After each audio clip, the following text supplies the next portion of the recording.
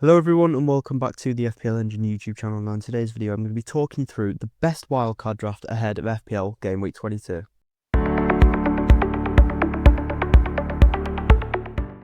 Now, just before we get into the actual team, I just want to talk a bit on the blank and double game weeks, just because it is very important to know when you're making a wildcard draft, especially this early when you don't actually know what's going on at the moment. There is potential for a double game week in Game Week 26, just because Arsenal are likely to finish in the top 8 of the Champions League, with them being at the top at the moment, and it will give them a free in the midweek of Game Week 26. Manchester City also have a free, so if they beat Newcastle in the Carabao Cup semi-final, their fixture versus Palace in 31 will also have to be rescheduled. This could cause a double game week in Game Week 26. I don't want to talk too much about this right now because obviously it's a wildcard draft video. I don't know what's going on yet. Nobody knows what's going on. The only one that is confirmed is the blank game week in Game Week 31 for the Carabao Cup finalists and their opponents. So it'll be the two Carabao Cup finalists and the people they're playing. So 4 teams will blank in Game Week 31. That is confirmed. So again, making a wild card this early, another reason why it could be a bit silly, because if you're stacking up on players like that, and say you go ahead and use your free hit that week, then you're going to have to dead end 34, and I don't know if that could be optimal. Double game week 33 does seem like the best place to move all the fixtures from blank game week 31, which would cause another blank in game week 34. And this is the issue. What I think looks like a nice strategy is dead ending 31, where you just make all of your transfers to suit the blank game week, so you don't have anyone blanking. You then wildcard 32, and again, this could be a bad strategy just because price changes, things like that. You could lose a lot of value doing this if you have a lot of players who are blanking. But it could be optimal to do that, and then wildcard in 32, ready for the double in 33, free hit in 34. And then, there should be another double game week in 36 for the teams who blank in 34. However, that's only if they haven't doubled already in game week 33. So again, we don't know if there's going to be 2 double game weeks or if it's just going to be 33, if there's going to be 25, sorry, not 25, if there's going to be 26 and 36. Nobody knows yet, so I can't give you a good chip strategy. I can't tell you how to play your chips yet. What I would say is I wouldn't be playing the wildcard yet. Unless your team is absolutely destroyed, there is literally, you can't see a way back for it, then I would try my best to save the wild card, just because I think it's such a powerful chip. I'd say probably the most powerful chip in the game, so I'd definitely try save it unless you really, really can't.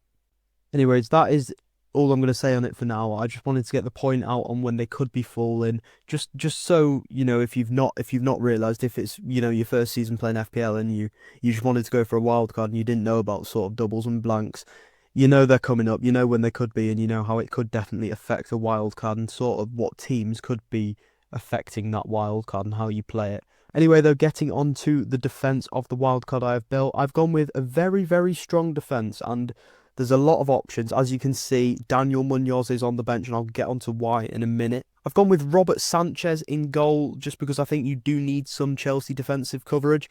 You could go for Trevor Chalobah, but I think Robert Sanchez, hopefully he'll always play. You don't know, maybe Trevor Chalobah is a better option, but there's always a way to, take out Munoz and go Chalobah, and maybe either upgrade Sanchez or downgrade him. Or even keep him. You could go with them both, but I don't know if I'd be doing that. I've gone with double Arsenal defence in Timber and Gabriel. This is just because I think they're definitely the best double up in Arsenal. They both seem pretty nailed, and Raya just really doesn't offer much for the money he's worth. I think I'd much rather Timber for literally round about the same price. Which it is crazy, by the way, thinking you can get Timber, an attacking fullback who's got good attacking potential. He's even got a little bit of DEFCON potential. He's got insane clean sheet potential, and he's decent on the bonus points system.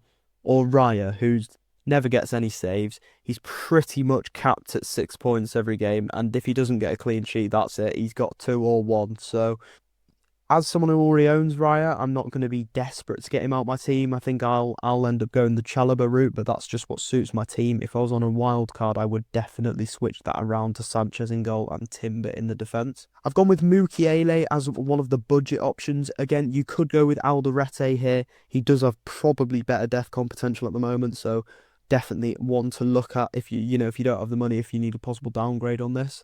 Dubravka on the bench, just the best 4 million keeper, end of. Anderson on the bench. Again, if you do need to downgrade him, if your squad value isn't high enough for this draft, you can easily go to a 4 million defender. And then finally on to Daniel Munoz. Now, why I have gone with him is because he is expected to be back for game week 22. Obviously, we don't know if he's not back, then yeah, just take him out for a Chalobah, a Tarkovsky, a Malik Chow. There's so many players you can take him out for, but I just think he, as someone who's owned him the majority of last season and also basically the majority of this season, to be fair, and he's got me so many points in FPL, and he basically plays right wing. If he's not a midfielder next year, I will, I hope he's not a midfielder. I really hope they don't do that, but I feel like FPL may change him to a midfielder at this point because he is so attacking. He's not even really a defender. But then again, he does have good DEFCON potential as well. And I think when he's back, Crystal Palace's clean sheet potential will be even better. There is a run from round about 25 to 26 where they've got Burnley and Wolves both at home back to back. So, yeah, getting him in early. This is good squad depth. Getting a player like that in early could be very, very good. Now, moving on to the midfield. Again, as you can see on the side, there are potential upgrades and downgrades you can make. I don't know why I've put Enzo to Wilson. That's pretty silly from me because you already have Enzo and Wilson. The more important one, anyways, that was stupid. I think I meant to put Enzo to Tavernier because Tavernier does look like a nice budget option if you really have bad squad value. But I'd hope a lot of you, well, the majority of you by now who's actually been playing the game would have decent enough squad value now to build this team because I have made it quite cheap as well. But yeah, if you do have very good squad value, Enzo could go to a Morgan Rogers or a Bruno G. Just really depending on who you like more. I do like the look of Morgan Rogers at the moment. I think he could be a nice hold for the season. But again, Enzo and Palmer, that double up does look really nice with the Chelsea fixtures coming up. Bruno Fernandes in there just because he is such a good FPL asset. A lot of routes to points. I think that's something you're going to see in this team. I like picking players who have many routes to points. Good attacking potential, good DEFCON potential. Good assist potential. They're on set pieces. You can see that with a lot of players in this team. Another one of them being Declan Rice. On set pieces, good DEFCON potential, good attacking potential.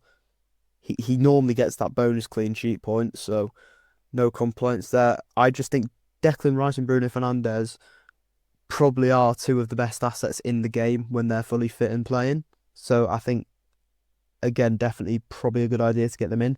Declan Rice, definitely better than Saka this season. Definitely a way better value pick. Could that change? Of course it could change, but with the info we've got right now, with how it's looking, I would definitely be picking Declan Rice over Bukayo Saka. Again, Enzo Fernandez, I think I would rather have like a Morgan Rogers, but if you can only afford an Enzo, I would not be complaining. With the fixtures coming up, I think he could definitely be very, very good, and I am thinking about putting him in my own team. Harry Wilson, as someone who's owned him, since that 16-pointer versus Burnley, he can score versus anyone. He's very, very consistent. I think when Harry Wilson is firing, he's firing and he doesn't stop. You can downgrade him to Tavernier if you want, just because Tavernier could be on penalties. He's on corners. He's on most set pieces now. Tavernier could be a very, very nice budget enabler.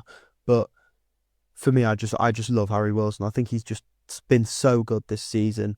So, yeah, as I said, if you want to downgrade him to Tavernier, do so. But I just personally really, really like Harry Wilson. Finally, taking a look at the attack, it's a pretty template attack. We've gone with Krupi Jr. on the bench.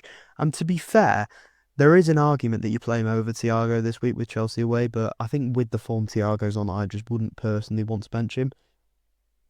Krupi or Mane, that's another one. For me, Krupi all the way. If Wolves do get a double in game week 26, it could tempt me to go Mane, but again, building a wild card now, you're not going to know. So for me, you pick Krupi now. Haaland with the armband, obviously you're going to have Haaland and Thiago. I just think that is the best three. You could downgrade Thiago to Calvert-Lewin if you do want to make another downgrade. I do think Calvert-Lewin, Thiago, and Haaland just look to be the best three. If you wanted to go for a front three, there is an argument you go Haaland, Krupi, and Mane. For me, I think that's too risky. For me, I would rather have two that are gonna play, are gonna get points, and then one like a Krupi that you can sub in and out. It is just quite hard to predict when Krupi and Mane's points will come. I think Krupi's a lot harder to predict. That's what I will say, just because you don't know when he's gonna get benched. With Kluivert being out and Semenyo left, Krupi's minutes do look a lot more secure, but still not secure enough to where you want to play him every single week. But, if they do start looking like that, for under 5 mil, he could be an absolute gem. Anyways, that is it for the video for now. I hope you guys have enjoyed. That is what I would say a very, very strong wildcard draft for game week 22. Anyways, yeah, make sure to smash that like button and subscribe, and I will see you all in the next video.